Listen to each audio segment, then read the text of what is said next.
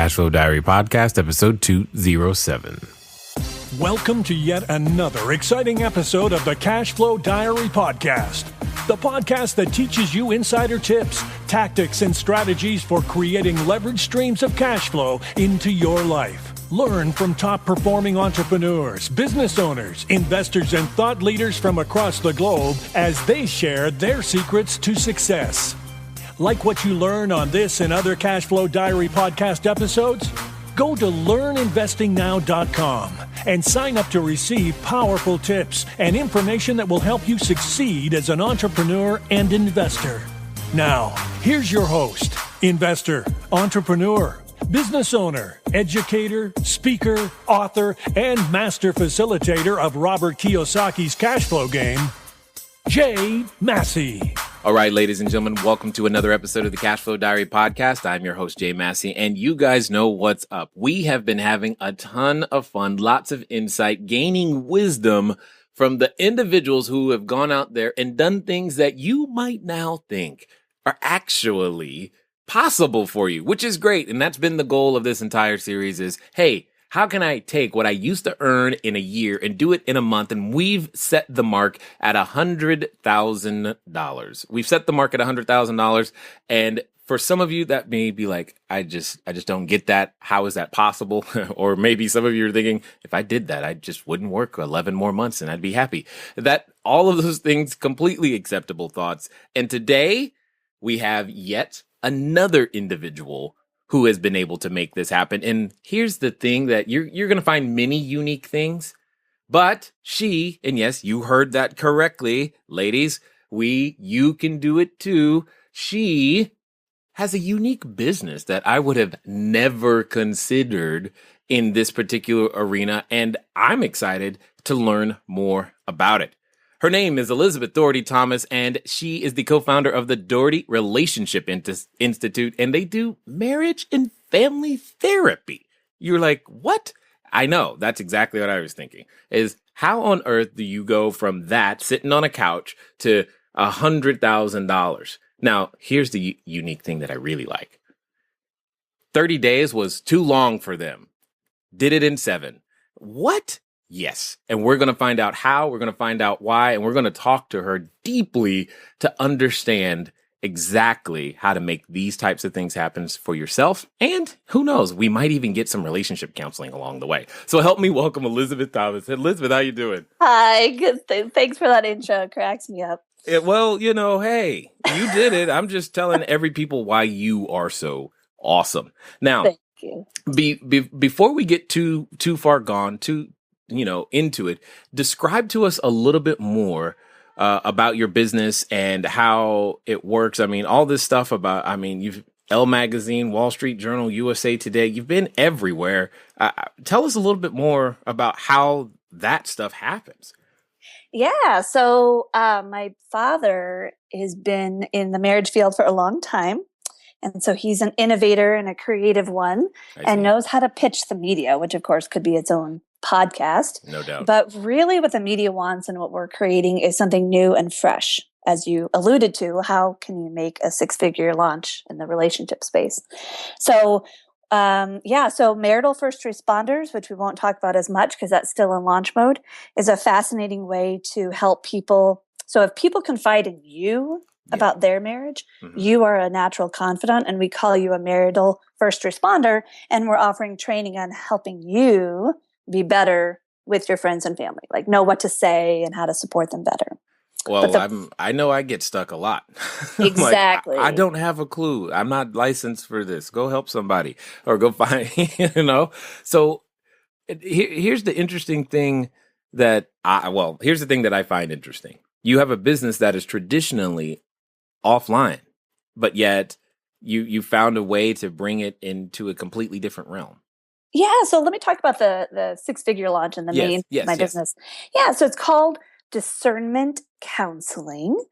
And what we did was, my father, who's my business partner, created many industries. You have a stuck point in your professional role. And so for marriage counselors, the stuck point is one person, often the woman, because 2/3 of divorces are filed by women. The woman says, I don't think I want to be married. She's just stuck. Like, I don't want marriage counseling because I don't like the guy, but I don't know if I want divorce because that's a pretty big deal. Meanwhile, the guy is completely freaking out, right? He's like, oh my gosh, what's going on? Mm-hmm. So they go to a marriage counselor. And what in the heck do you do as a marriage counselor? If you side with him, then she's going to be completely turned off, right? Like forcing her to want to be married to him. But if you side with her, then you're telling this guy, you just need to get over yourself, buddy. She doesn't like you. And it's a horrible place to be. So we have created sort of a new approach that honors both people and where they're at. And what I did was, this was a live workshop, live trainings. Many of the viewers probably know that's the sort of traditional model, offline, sit in a big room. Right. And in therapy land, you sit in a room for 1 to 4 days straight, and you're absolutely exhausted. And you go home and you're like, what just happened? What just happened? Yes. And and then like many crafts, you don't actually learn it until you try it, right? So you get drowned for 4 days, and then you see your first client. And literally this happened to me. So I spent over $1,500 for this awesome therapy training. My very first client said, it's called emotionally focused therapy, right? So emotion. My very first couple the guy says, I don't believe in emotion. Thanks, Scott. That's awesome. I got you. They didn't say that. Hold on.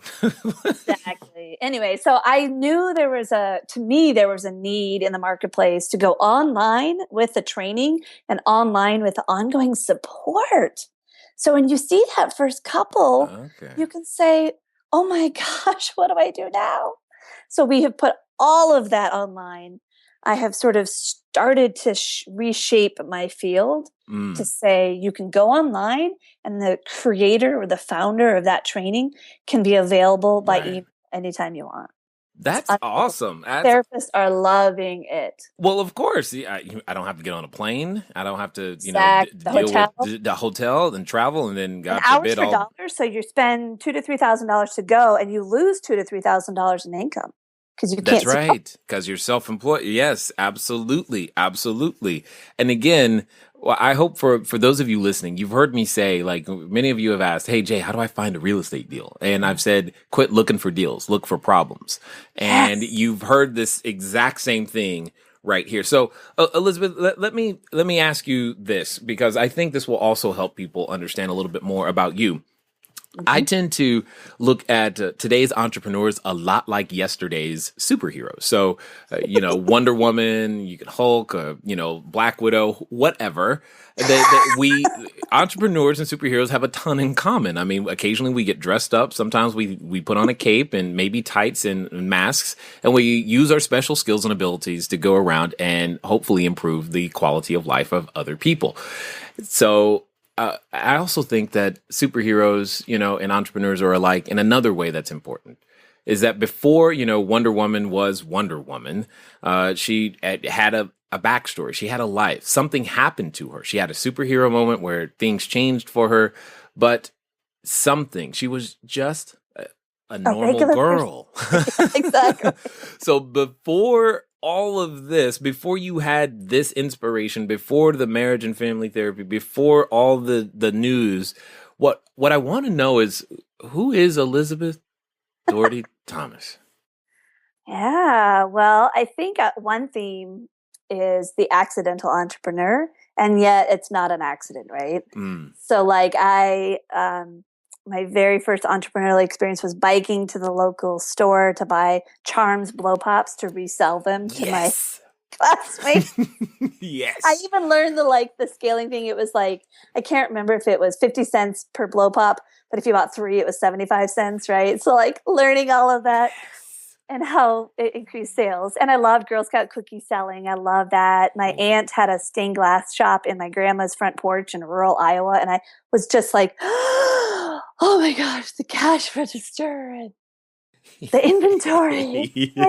Right? I was just like, completely nerding out. But like a lot of your viewers probably, other than my aunt, nobody, my dad's an academic and my mom was a nurse. So We actually didn't have frontline exposure to the business world. And in fact, when I turned 25, I had a quarter life crisis thinking like the business world was evil. Anyway, so really quick backstory. Went to college, didn't know what I want to major in, thought I was going to do education in Spanish, and I ended up deciding I couldn't be a teacher, went down psychology. It seemed the most interesting, freaked out, could not be a therapist, too extroverted. Oh my God, sitting in a remote day with somebody, shoot me now. So what did I do? I go into HR, which is ridiculous because it's the same thing. Talking to people. Less pay. Their drama. Right. And then it was kind of this values of around having kids. I think a lot of us struggle. What do we do? Wanting to be home, money, that sort of thing. So my husband and I decided he made more money. So I would be home. And my father was starting a website and we didn't know anything. But it was sort of the accidental, I'll just do some customer service for it. Mm-hmm. So here's where the universe shifts, right? So my husband had a career crisis, could not stay in corporate. I was a stay-at-home mom on this little baby website. The baby website was failing after its first year because we knew nothing about anything. Right. And so it was my ego to say, oh my gosh, like I can't afford a job and pay for daycare. So I need to crush. What is business. That? Yeah, I'm sorry. I got you. Exactly. That is such a conundrum. It's like, if you want to send somebody, if somebody wants to work, it's like, yeah, but daycare costs more than you would earn. So stay home. Exactly. So it was kind of one of those, I had everything to lose. And so I just crushed it. We had no money, right, which is a common thing. Woohoo. So I learned, this was 2006, 2007, 2008. I learned search engine optimization, right, ranking high on Google organically. I thought, I remember interviewing a potential agency and listened to the person, and I was like, you know what? I'm smart. I think I can do this on my own. I don't need to pay him a bunch of money. I don't trust him anyway, right? A lot of viewers probably don't trust people either. And I'm here to say sometimes that's good because you learn a ton. Right. Yes. You have to do it on your own. So then I did crush it. And my therapists were so hilarious. So we did an annual membership. And the letters for the next year were, I don't know what Elizabeth did, but keep it up. Keep up that magic. And so that's what really inspired me. I'm a very concrete, I need to see results. I don't like pie in the sky thinking. I like to get things done. And so having that initial success spurred my curiosity about this entire internet marketing space. You know, it's interesting how I like the idea of the accidental entrepreneur or accidental landlord or accidental anything. Yep. And how oftentimes we weren't really looking. I know myself, I wasn't looking for real estate. Real estate became a part of the solution as a result of the problem. I had a question. How do I earn money if my wife is sick and I'm sick and I can't work? Exactly. And I honestly think if my husband had not had a career crisis and decided, he actually became a therapist too. So he was in grad school making negative money, right? Because you're paying tuition and not making money. Great combination. That if he hadn't done that, and I fully supported him in that. I'm a firm believer that you got to listen to your soul, and education debt is good debt. But if he hadn't done that, I wouldn't have had the pressure to learn and to do something. So it was absolutely hell what we've been through. Right. And we're still coming out of it these many years later, but I don't regret it for a second. I can't imagine not doing what I'm doing now. Well, now you're bringing up a really, really great point. On this journey to the 100K, on this journey to success, on this journey to making anything worthwhile, often we do encounter roadblocks, setbacks, failure events, etc. My question is, with those, because I know there's a number of people listening, their intent behind studying and taking another course and doing all this other stuff is to avoid everything you just said.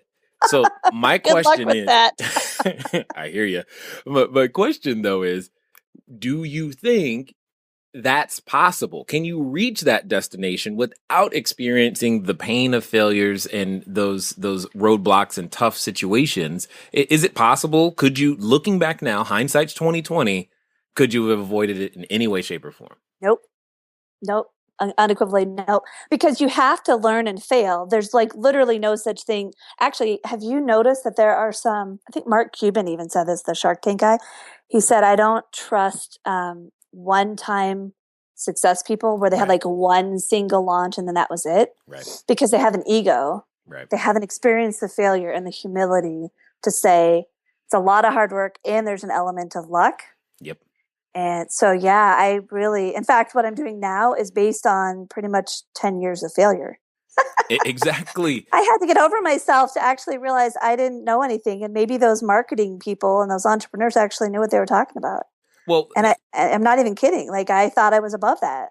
Yeah, of course. I mean, there's no reason to not think, because nothing like that has ever happened. Why would you quit after failing? I mean, it's gonna work. Of course it's going to work. Well, which brings up something that I get a little heated about from time to time is I think, when I think about our educational system, I think one of the biggest disservices that exists is the fact that it teaches and trains us to try to get something right the first time without help, and that doesn't happen. It's absolutely ridiculous. Yeah. And so what I would guess then my question would be, when it comes to the concept of failing and making errors in judgment, what is your perspective now on how valuable or invaluable are they worth? Is it worthwhile to go do this experimentation process, or should I just wait until all the lights are green and everything's perfect before I start? Well, it's an interesting question. I think we actually go into it thinking green light, we're good to go, and then we fail. And I'm here to say that that's fine. Like, you go into it full hearted. And know that if you fail, it doesn't mean you don't have a good heart and you don't have a good idea. It just means you didn't learn what you needed to know, but you didn't know what you didn't know. Right. I never went into anything half-assing it, really, right? Like, I really did think, right, well, gosh, we got on the Today Show. Like, of course we're going to sell all of our products. Right. Get the servers and the bandwidth ready. Right? Totally. The website's going to crash. You don't understand. Exactly. And then you're like, hold on, what do you mean? Why didn't we sell anything? Exactly. And so, I look at people like that and I think, oh, sweetie, okay, when it doesn't work, don't give up. That's good. And I think that's important to hear, because oftentimes I know for myself, you can think, oh, if I could just get on Oprah and I know we were talking before, you were saying that's something. Sell his books. We didn't have a mansion because of Oprah. Exactly. I just want that to be said, because sometimes we can hang our hopes and put our faith and say, once this happens, it's all going to be easy and downhill from here. I could talk for 5 hours on that feeling we've had.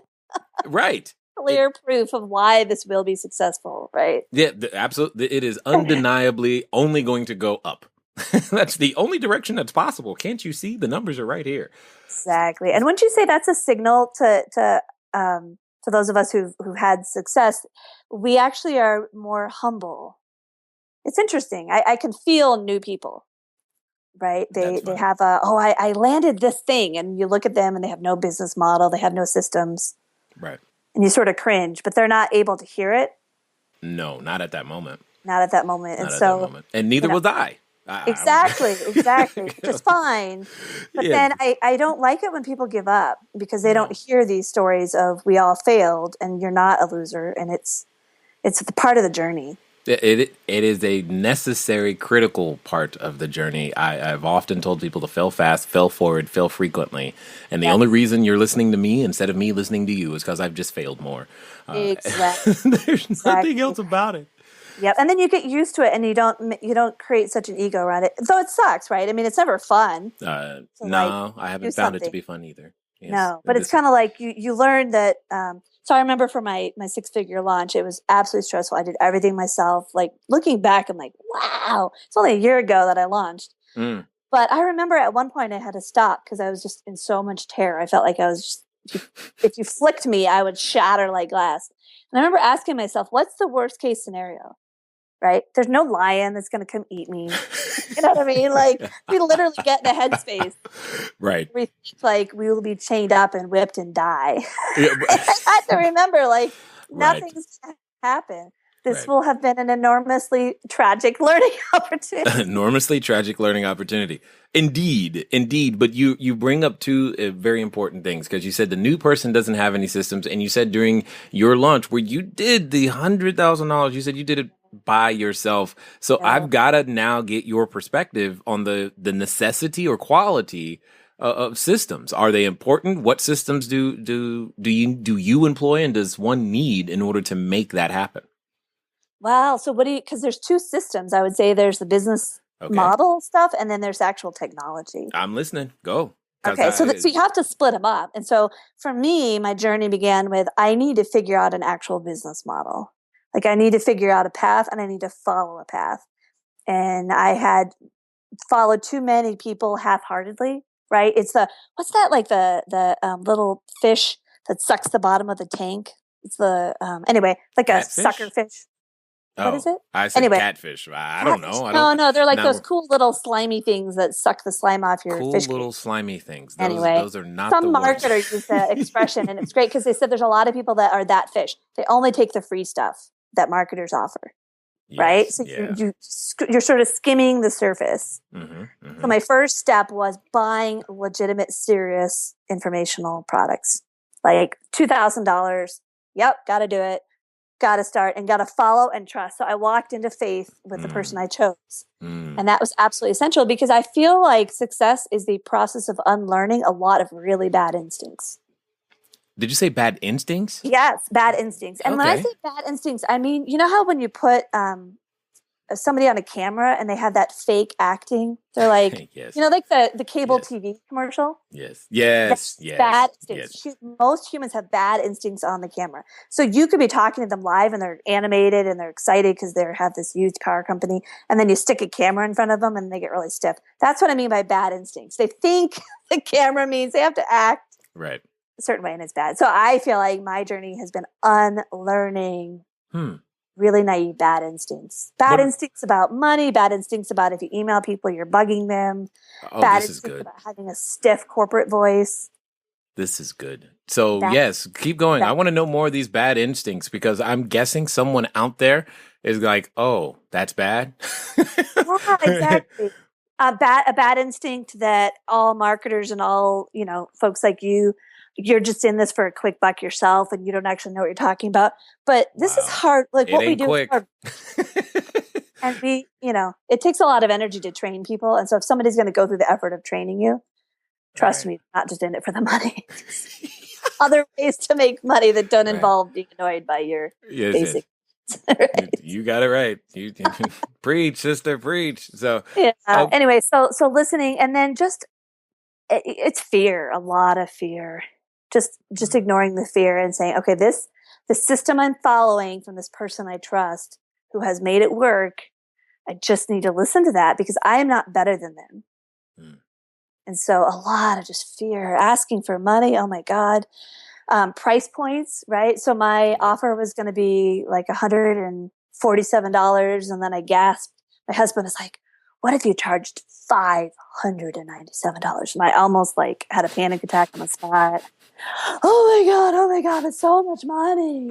And we launched at $997 and now we're at $1,297. And my goal is to get the offer up to $2,000. So, I would not have had a six-figure launch. And here's the other thing about the instincts. Bad instincts say I need to go really cheap because people won't buy. But here's the flip side. I worked my tush off for that six-figure launch. Right. I mean, I've never worked so hard in my life because I'm kind of a slacker. Like I was like the solid B student in school, academia, whatever, dude. Like I'll read your book, but I don't want to regurgitate what you want me to know. But I worked flat off for that launch. And I cannot imagine if I had made $40,000 or $50,000. Like that's not sustainable. I could not have continued. So part of the instinct was I need to charge an amount that keeps me afloat, because if I'm going to fail, I'd rather fail and know that I need to do something different rather than succeed with mediocrity and still be freaking out. Right.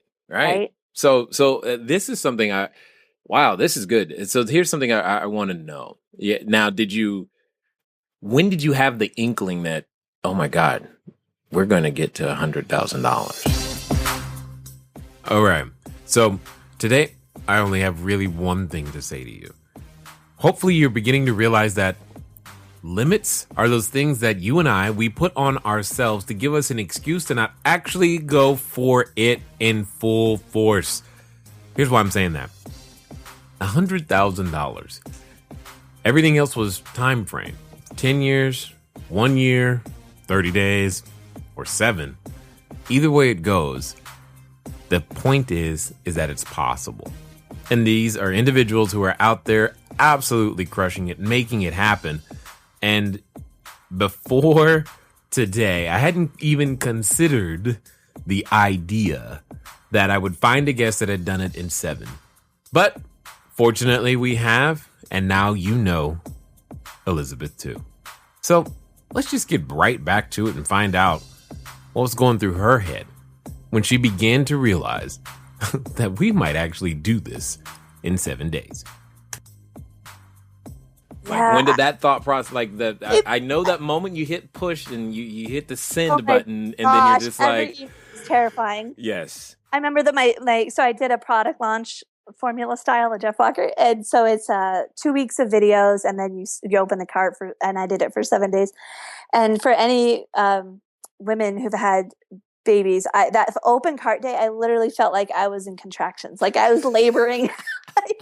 I went to Target. I was like, nobody knows I'm pregnant with a business right now. Right. It's birthed. I think I had a sense around the launch time. Okay. It's just something, it felt different. It felt really different than all the times that I thought I was going to succeed because I was in Modern Bride and Today Show and USA Today and all these sexy things. This felt different. This felt like, I can't even describe it, but it felt really, really different. Interesting. So I played Endless Lady Gaga. She was on Howard Stern with an acoustic version of On the Edge of Glory. I played that like 300 times during the launch because I felt like I was on the edge of glory. That's awesome. Isn't that hilarious? I don't even like Lady Gaga, but I love that song. Hey, it doesn't matter. It got you through. It got me the energy and the inspiration, and like, I can do this, and I'm worthy. Yes, and the thing that I want everyone to hear is the transformation, the mental mindset shift that are required in order for you to get yourself to perform at the level that you're trying to perform at. I mean, this is something you had never done. Nope. And you're having to become a new person in the moment. And these are the things that you did in order to make that happen. So now that, that has happened and that you know how to go and do this, what has been the results just from maybe a mindset piece or confidence or self-esteem? What has happened since then? Oh my gosh. I'm a different person. Even my husband's like, you are not the same person. I think that there's a literalism to this entrepreneur stuff. It's not just, I don't even know. There's a lot of things in life that are super important, but like even having a baby is as amazing as it is. Like, as long as nothing medically goes wrong, the baby's coming out. Yeah. Whereas this, my effort, my vision, it worked and people listened. And so I think it gave me enormous humility, ironically, as I'm all braggadocious, that it took other people telling me. That's what I mean by the concreteness. Other people will tell you if you're successful. Right. Not a coach that you hire, not a therapist who helps you with your self-esteem. The marketplace tells you if you offered what they want and they respond with their wallet. Holy crap. I know. Exactly. And that's the most amazing feeling ever. I think it's what is his name? Dr. Rabbi Lapin. I think he calls them certificates of appreciation. That's exactly what he calls it, is that when you got it right, the marketplace rewards you with certificates of appreciation, which is money.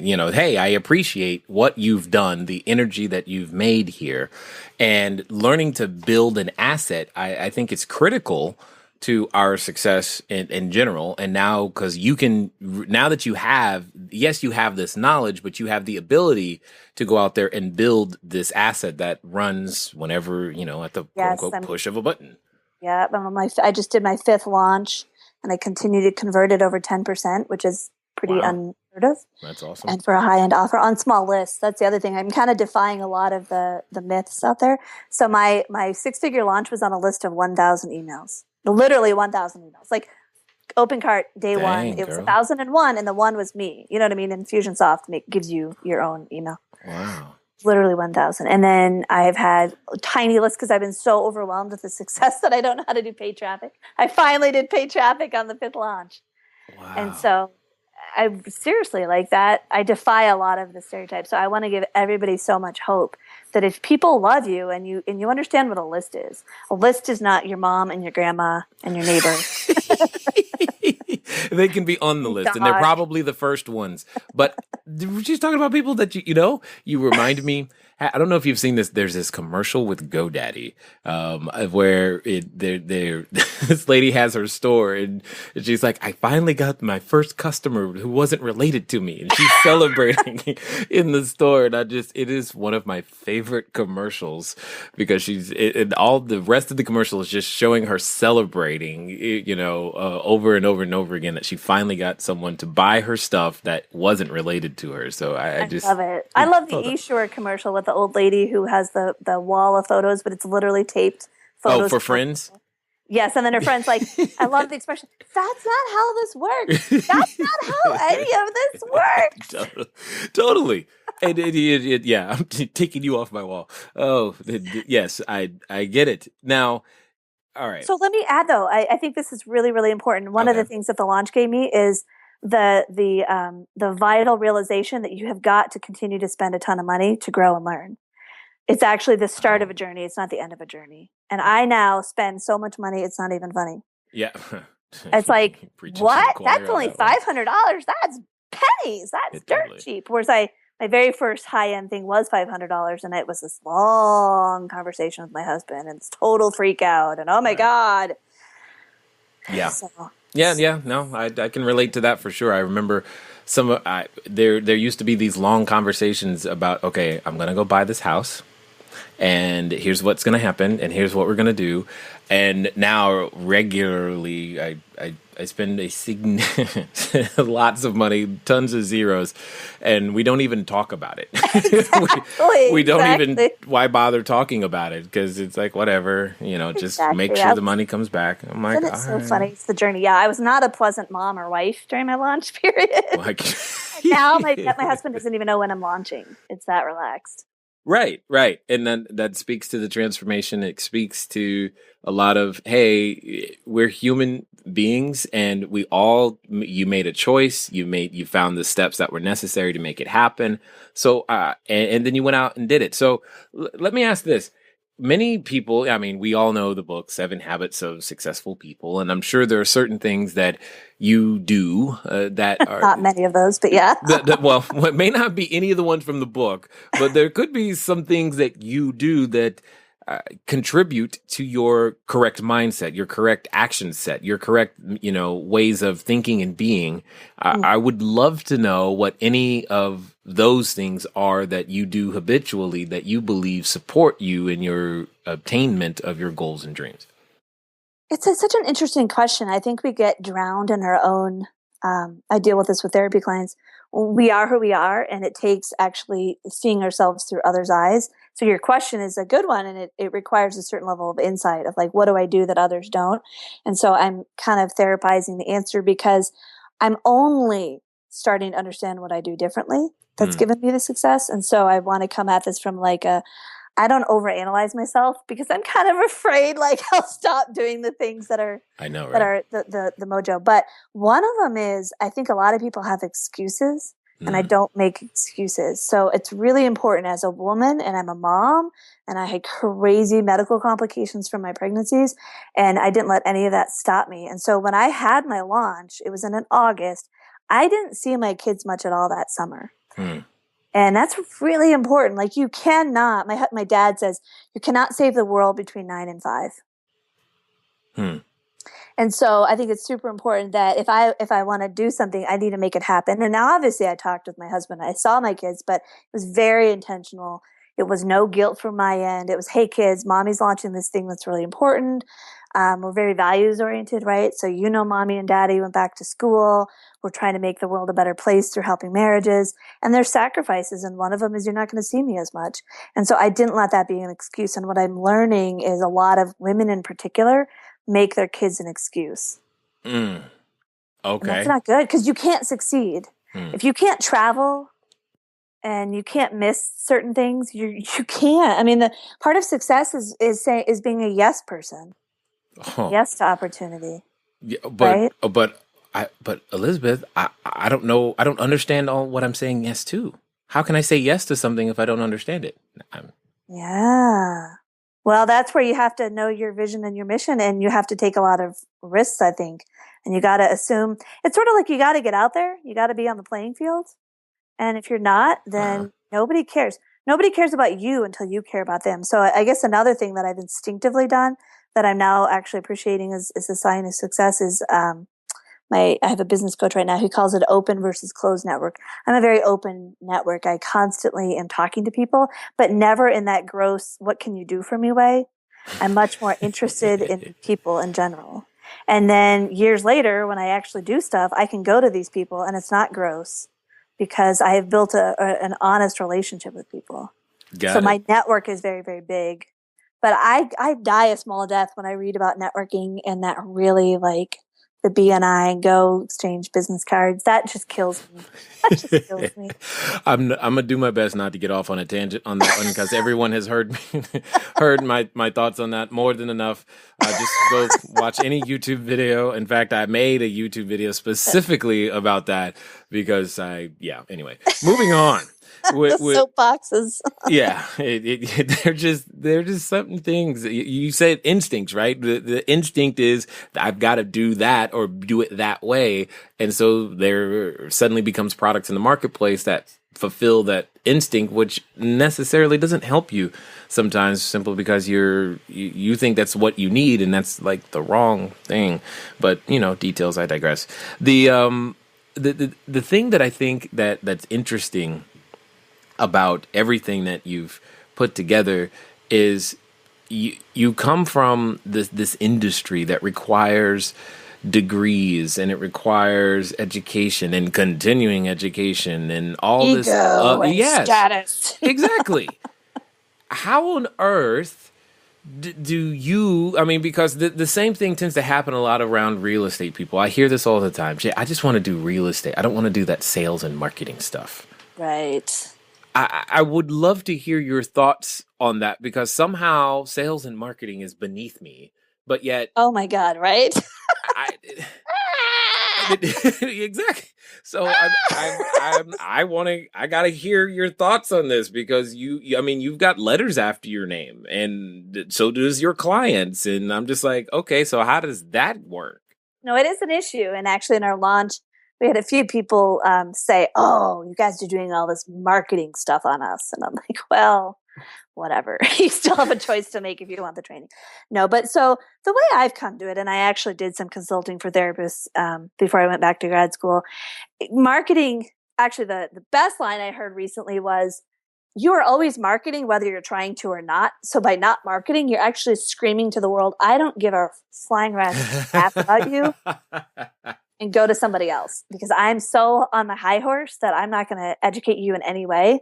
And I'm going to prove to you that you shouldn't work with me because I don't care about you at all." So that I love that frame. But yeah, basically to me, marketing is sharing your passion and your gifts in a way that people can grab onto, because the more you share of what you know, the more likely people are. And that's actually a really important success theme. I'm sure you agree with 110% generosity. One of the bad instincts is we're not generous enough. Mm. Right. And Ryan Dice, I think he said, if your entire business is a single book, like that's not a business. Like if you're afraid of giving away stuff because, oh my God, I'm giving away everything. That's not a business. That's a hobby. That's like a single point of information. So anyway, so being really, really generous is absolutely essential. Agreed. Agreed. I've also said things like he or she who educate to dominate. That's been the philosophy that we've Nice. used. Yep. So we've got a lot. We get the frequent email. Hey, I can't believe you gave us all this for free. Exactly. I'm like, yeah, well, there's more. Exactly. Watch, here it comes. Yeah. And So, then for status people, I'd say one of the things that that I actually have used to my advantage is when people kind of tick me off because I don't like how they're marketing or I don't like what they're doing or what they're saying, I actually leverage that as energy to do good for the marketplace. Like I leverage my anger at bad advice to market. Take what you can get, right? Totally. So I think some people have a high status and like, I don't want to be like those people. And it's like, well, you don't have to be gross, but do you realize you're telling the customer all professionals like you are like that person? Right. Unless you're different. So yeah. Yeah. You may not want to be like that person, but you could choose to be broke instead. And I'm fine with that if that's really... I mean, I think that every profession has gross marketers. I think that's true too. The people, they're the bottom feeders who grab the free information. They don't know what they're doing, but they're told, like, you got to be on YouTube. So they're on YouTube with their one view video, right? And it's like, oh, sweet pea, you have bad lighting, bad audio, no call to action. But I'm proud of you. I mean, so you got to pay attention to like the good people. Oh, dear Lord, Elizabeth, you are killing me over here.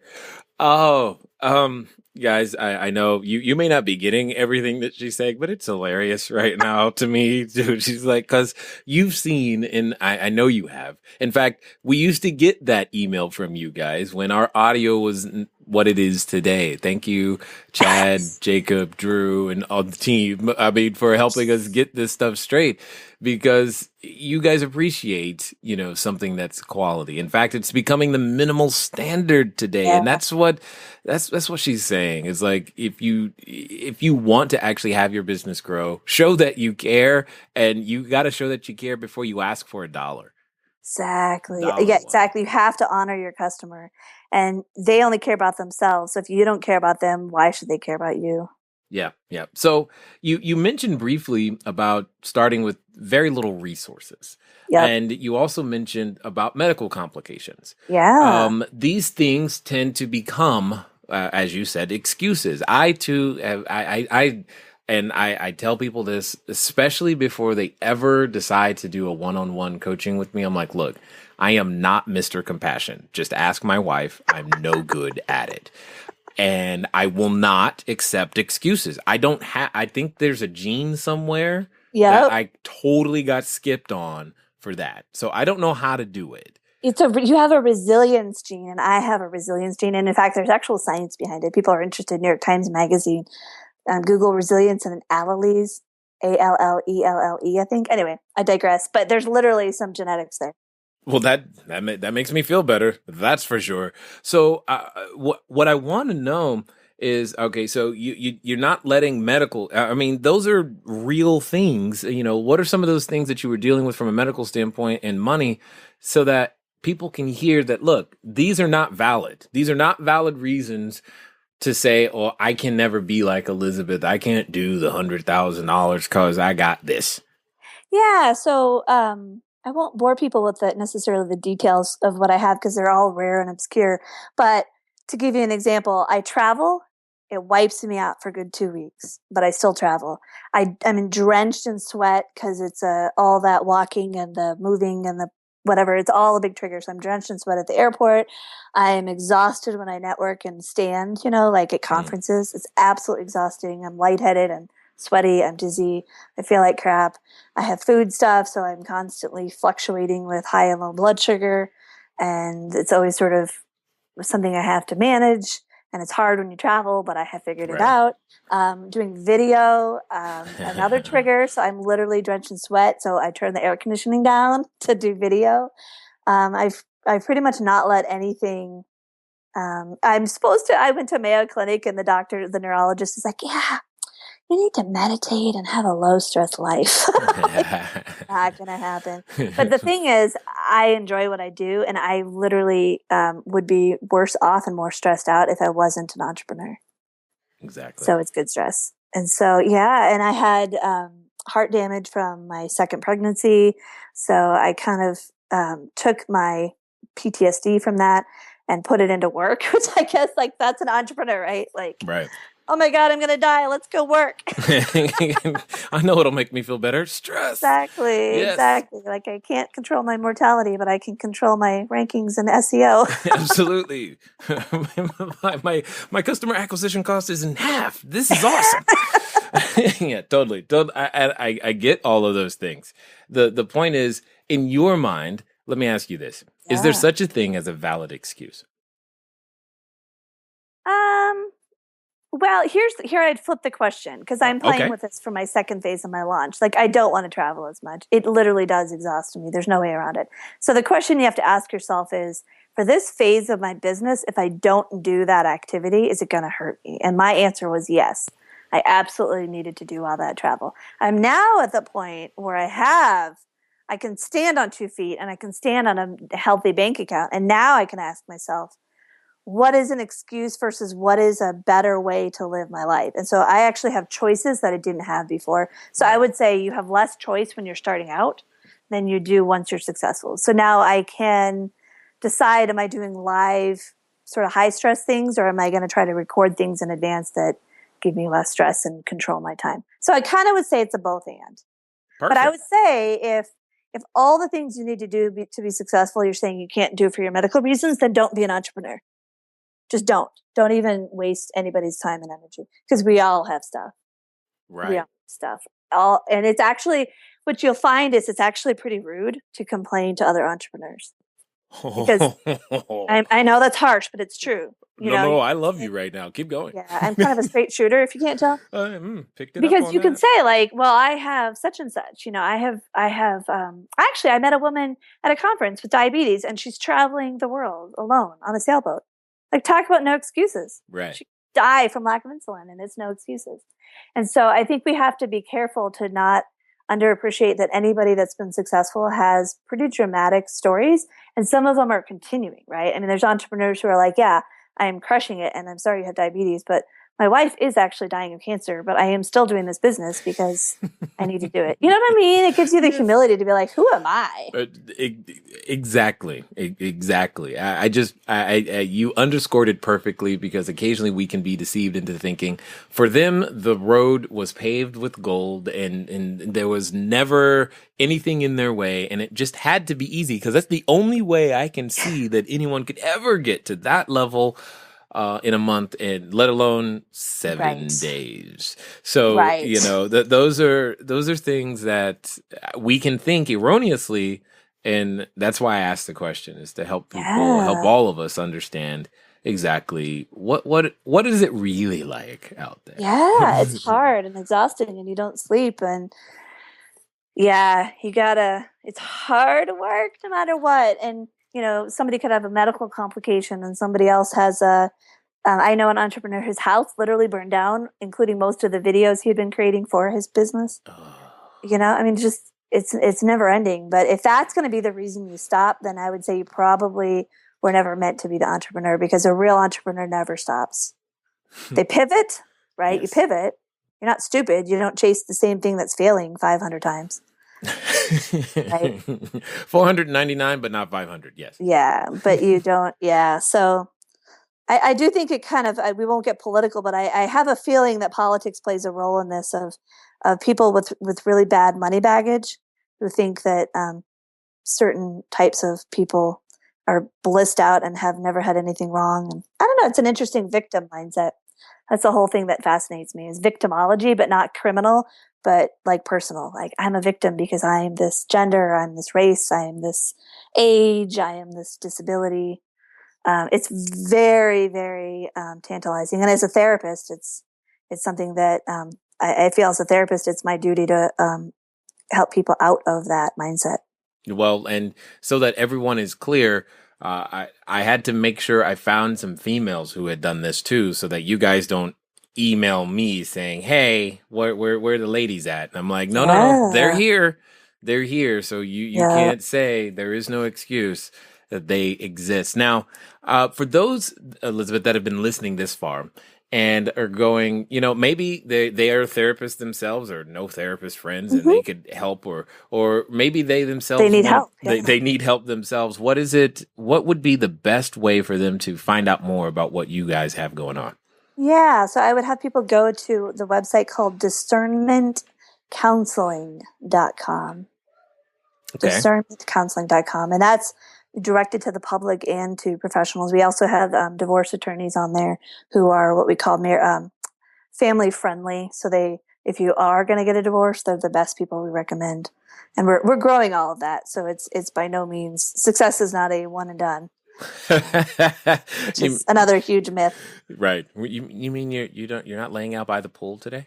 I know, right? I have people like, oh man, if I had a 6-figure launch, I could pay off all my student loan debt. And I'm like, and you realize I would have no food tomorrow if I just got my debt. Like, there is no magical paycheck coming to me. This is literally my paycheck. Yeah, right. Totally, right? People are funny. Well, yes. That's why we do what we do to help them out. That's why we do what we do. So, last question here. If someone that, was considering putting on their superhero outfit, becoming that entrepreneur, they're standing in front of this superhero outfit store, picking out their capes and tights right now, yet in the back of their mind, they still have that voice. And you know the voice I'm talking about, that's plaguing them, that's nagging them, that's just very, very loud and still in their way. What would you say to them right now, Elizabeth? I would say take your doubts and your fears and all that nagging stuff seriously, and know that there is an answer and a workaround and a reframe out there for you. I guarantee it. No matter what, I don't even care what it is. Somebody is in your shoes now or was in your shoes and can soothe you, can give you the tool, the tip. I'm a huge resource queen. I love finding resources. So I guess that's my tip. You are not alone. There is nothing that you want to do that somebody else hasn't done successfully that can't help you on that journey.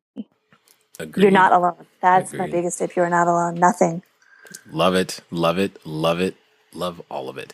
I personally want to thank you for taking the time to share with us here and just to invest in the audience, and we will do our best to produce a return. Yes. Well, this was so much fun. Thank you for having me on. All right, ladies and gentlemen, you know what time it is. It's time for you to move at the speed of instruction. What does that mean today? That means go check out discernmentcounseling.com, because you're like, how on earth can this do 6 figures? Well, go find out. Look at it. Here's the thing. It doesn't matter the industry. It doesn't matter the gender. It doesn't matter anything. All that matters is that you find your people that you want to serve and you go give them the best of you that you possibly can. Hopefully, you're getting that message. It's been fun talking to you today. I look forward to talking to you soon. Until next time.